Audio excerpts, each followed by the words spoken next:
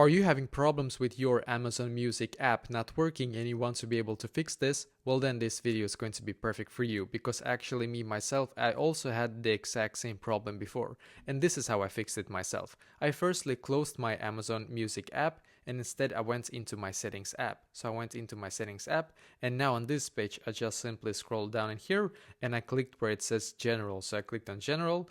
I scrolled down in here once again and I clicked on storage. So as you can see, you should now be taken to a page very similar to this.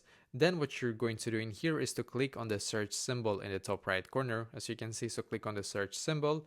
Now just search for Amazon Music, as you can see. So click on the Amazon Music app, and then in here is going to be very easy. Firstly, what I did in here is that I clicked on upload app, and once again I clicked on upload app, as you can see.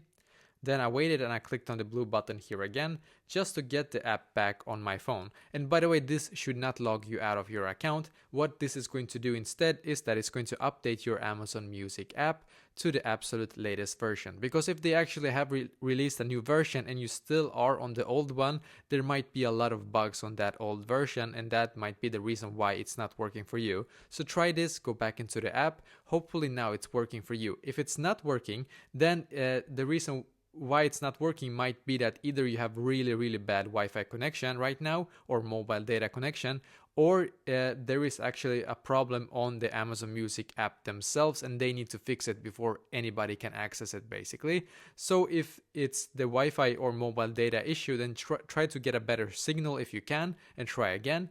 And if that is not working, then just wait 1 hour, 2 hours. Maybe there is actually something wrong with the app itself that basically we cannot fix. We have to just wait for them to fix it. So I hope that this video will be able to actually fix this problem for you.